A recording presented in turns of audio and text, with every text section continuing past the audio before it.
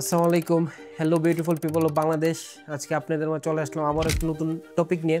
আজকের টপিক হচ্ছে এমন একটা টপিক যা বাংলাদেশের জেরিয়াট্রিক এজ গ্রুপ মানে 65 ঊর্ধ্বে যারা আছে তাদের এই রোগটা বেশিরভাগ হয়ে থাকে।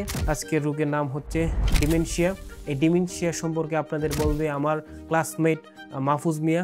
ডিমেনশিয়া কি, কেন হয়, বা এর পরিত্রাণের উপায়, বা এর থেকে কীভাবে পরিত্রাণ পাওয়া যায়, এই সব সম্পর্কে আপনাদের বলবে। তো আপনারা দেখতে থাকেন ভিডিও। আসসালামু আলাইকুম রহমতুল্লাহ। আমি মাহফুজ মিয়া। আমি আজ যে বিষয় নিয়ে কথা বলতে চাচ্ছি, ইতিমধ্যে আমার বন্ধু আজহারুল ইসলাম সেই বিষয়টি আপনাদের মাঝে উপস্থাপন করছেন। আমার বিষয়টি হচ্ছে অ্যাবাউট ডিমেনশিয়া। ডিমেনশিয়া একক কোনো রোগ নয়, যা একাধিক রোগের সমষ্টিকে বোঝায়। যৌক্তিক চিন্তা করার ক্ষমতা হারাবে, ধীরে ধীরে স্মৃতিশক্তি লোপ পাবে, সিদ্ধান্ত নেওয়ার ক্ষেত্রে সিদ্ধান্তহীনতা ভুগবে এবং সামাজিক বিভিন্ন কর্মকাণ্ড থেকে নিজেকে এককভাবে বিচ্ছিন্ন করবে। এতে করে তার জীবনযাত্রায় বিভিন্ন ধরনের সমস্যার সম্মুখীন হবে।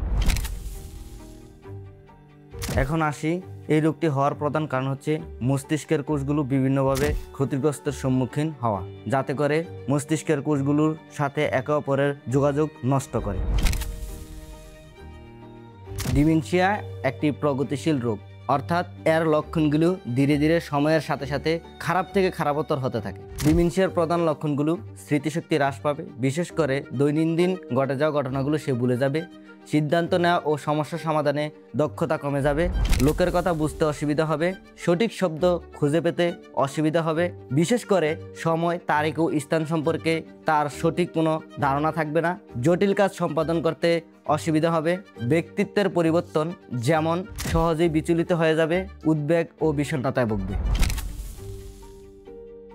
সরাসরি কোনো খাবারই এই রোগ থেকে পরিত্রাণ দিতে পারে না, তবে কিছু খাবার আছে যা মস্তিষ্কের হেলথ কন্ডিশনকে ভালো করে, যেমন শাকসবজি, ফলমূল। কিছু খাবারের নাম রয়েছে, যেমন রঙিন ফল, শাকসবজি, স্ট্রবেরি, ব্লুবেরি এবং আপেল।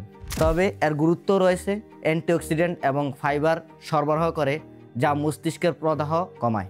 স্বাস্থ্যকর ফ্যাট গ্রহণ করতে পারি, ওমেগা 3 যুক্ত মাছ, যেমন আমাদের বাংলাদেশে সচরাচর পাওয়া যায় সামুদ্রিক সকল ধরনের মাছ গ্রহণ করতে পারি, এবং অলিভ অয়েল, এটি মস্তিষ্কের কোষের স্বাস্থ্য ভালো রাখে। তারপরে খেতে পারি বাদাম ও বীজ জাতীয় খাবার, যেমন কাজু বাদাম, পেস্তা বাদাম, চীনা বাদাম, আরও অন্যান্য বীজ জাতীয় খাবার, বিশেষ করে মিষ্টি কুমড়ার বীজ খেতে পারি। ভিটামিন ই এবং অন্যান্য গুরুত্বপূর্ণ পুষ্টি উপাদান সরবরাহ করে বাদাম ও বীজ জাতীয় খাবার। তাছাড়া প্রোটিন সমৃদ্ধ খাবার খেতে পারি, ডিম, গ্রিক ইয়োগার্ট, ডাল, টোফু এবং পনির, যা রক্তের চিনির মাত্রা নিয়ন্ত্রণ করে, যা মস্তিষ্কের স্বাস্থ্যের জন্য গুরুত্বপূর্ণ। পর্যাপ্ত পানি পান করতে হবে, ডিহাইড্রেশন বা পানি শূন্যতা রোধ করে নিউরনের ক্রিয়াকলাপের জন্য, যা অত্যন্ত গুরুত্বপূর্ণ।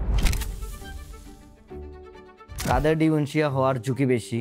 ডিমেনশিয়া যে কারোই হতে পারে, তবে কিছু কারণ এর ঝুঁকি বাড়িয়ে তোলে, যেমন বয়স। ডিমেনশিয়ার সবচেয়ে গুরুত্বপূর্ণ ঝুঁকি হচ্ছে যারা 65 ঊর্ধ্ব বয়স্ক লোক, তাদের এই রোগ সবচাইতে বেশি হতে পারে।